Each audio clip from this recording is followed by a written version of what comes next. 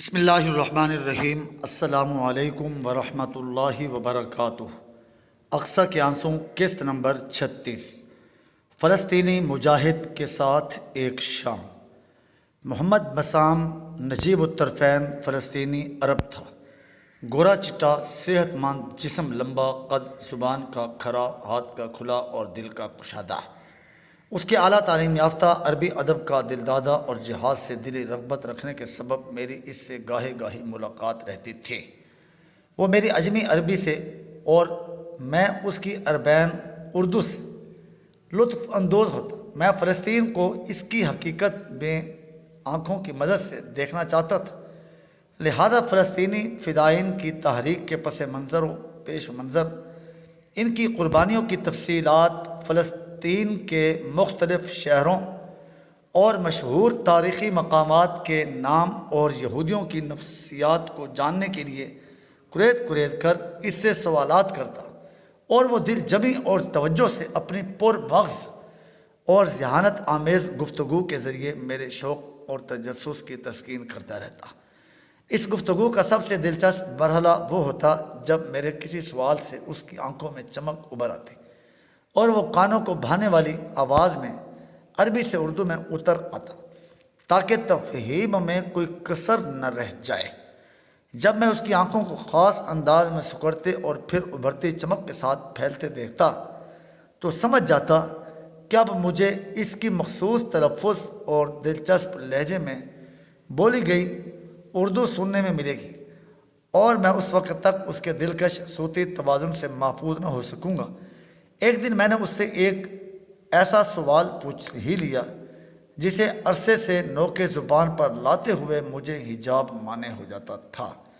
میں ہچکچاتا تھا کہ شاید کہیں شہداء کی قربانیوں کی بے حرمتی نہ ہو۔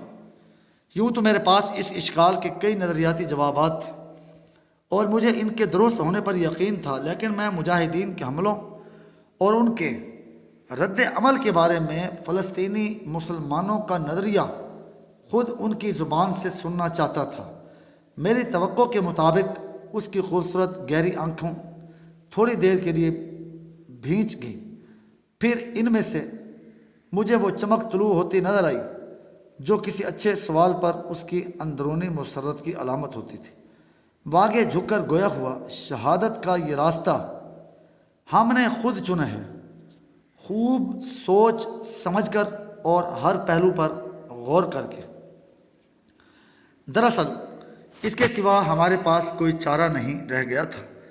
اندرونی طور پر ہم میں جاسوسوں اور زر خرید ایجنٹوں کی بھرمار تھی۔ باہر سے کسی مدد کا پہنچنا محال تھا، سو ہم نے دو فیصلے کیے۔ ایک تو یہ کہ اصلاح احوال کی مہم شروع کی جائے، بے دینی اور اسباب سے تہی دامن دونوں جمع ہو جائیں تو ذلت سے کوئی نہیں بچا سکتا، اور مکمل شکست جلد ہی مسلط ہوتی ہے۔ سو ہم نے نوجوانوں میں دینداری کی طرف رجوع کی مہم چلانی شروع کی۔ اس کے اچھے نتائج نکلے اور جلد ہی نمازیوں کے صفوں میں نوجوان چہرے دکھائی دینے لگے۔ نئی نسل کا زیادہ وقت فٹ پاتھوں اور قہوہ خانوں کے بجائے اصلاحی حلقوں اور مساجد کی سیڑھیوں پر گزرنے لگا۔ ان میں اپنے آپ کو پہچاننے کا شعور اور تجسس پیدا ہوا، اور جب دین سے تعلق نے ان کی روحانی تسکین کا سامان کیا تو ان کی زندگیوں کا رخ بدلنے لگا۔ ہمارا دوسرا کام اپنے محدود وسائل میں دشمن کے مقابلے میں کی تدابیر سوچنا تھا۔ اصلاحی محنت کے سبب ہمارے نوجوانوں میں عقابی روح بیدار ہو گئی تھی، اور ان کا جذبہ شہادت کفر کی ناقابل شکست برتری میں دراڑیں ڈالنے کو بے چین تھا۔ اس سے قبل کم وسائل اور محدود نفری کے ذریعے دشمن سے مقابلے کے لیے گوریلا جنگ کا تصور پایا جاتا تھا۔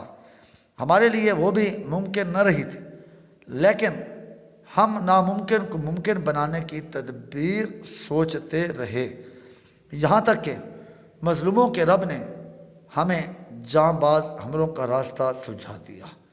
اس میں ہمارے سلگتے جذبوں کی تسکین بھی تھی اور ہمارے دشمن کے لیے موت کا پیغام بھی۔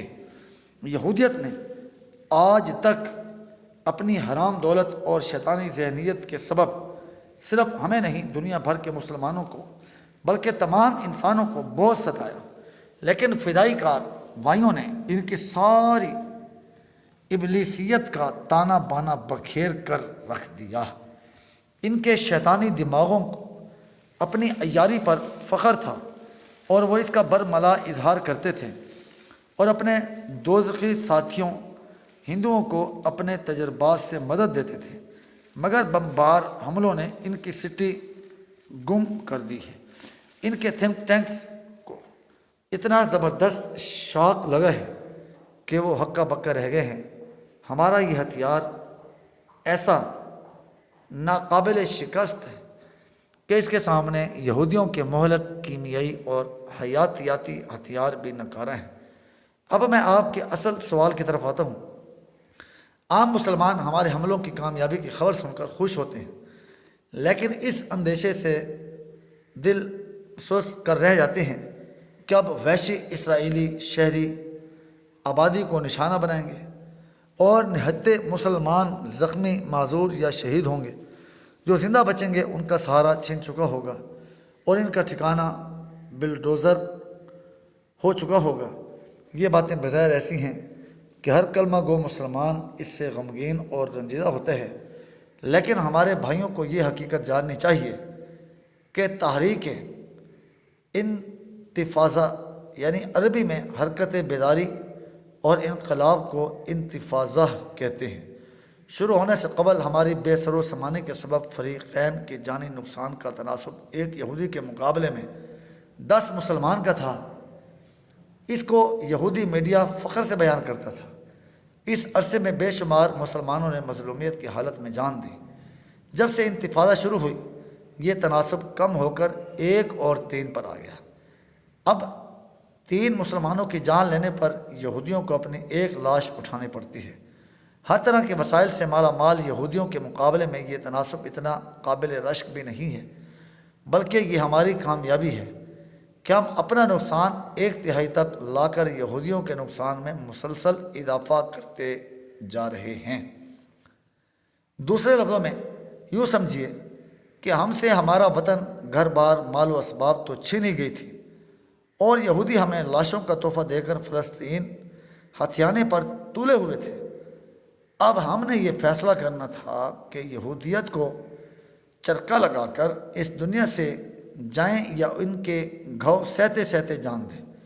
سو ہم نے خوب سوچ سمجھ کر دوسرا راستہ اختیار کیا۔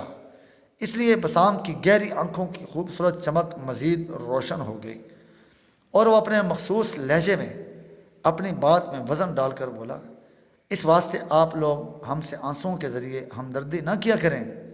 ہم نے یہ راستہ خود منتخب کیا ہے اور اس پر اس وقت تک چلتے رہیں گے جب تک یہودیت کے سر سے ناپاک منصوبوں کا خمار اتر نہیں جاتا۔ بسام کی گفتگو نے مجھ پر سحر طاری کر دیا تھا۔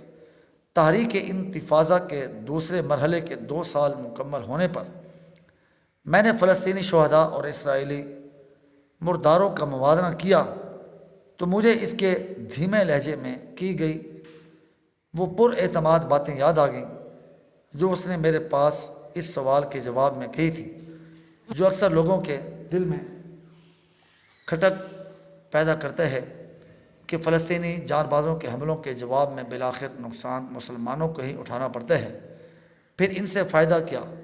دراصل یہ یہودیت کے تسلط کو چیلنج کرنے کا آخری حربہ ہے جو بے بسی کی موت سے بدرجہ بہتر ہے۔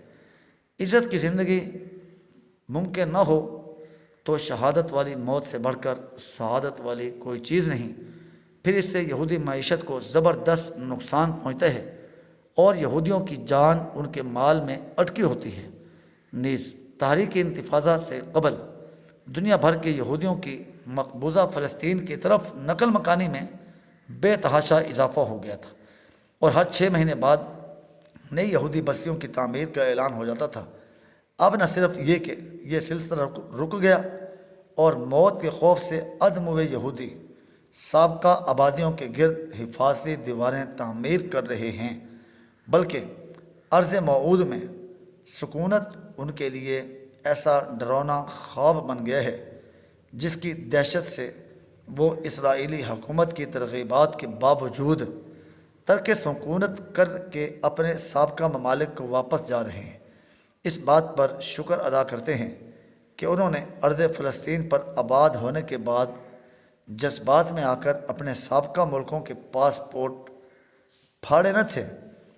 سچ یہ ہے کہ بسام جیسے نوجوانوں نے امریکہ و اسرائیل جیسی خونخوار طاقتوں کو نتھ ڈال رکھی ہے، اور امت مسلمہ اگر ان بے وسائل کی طرف سے غفلت چھوڑ دے تو وہ اس کی نتھ کو ناک کی رسی بنا کر یہودیت کی کانی بھینس کو بہت دور تک ہانک کر لے جا سکتے ہیں۔ جاری ہے۔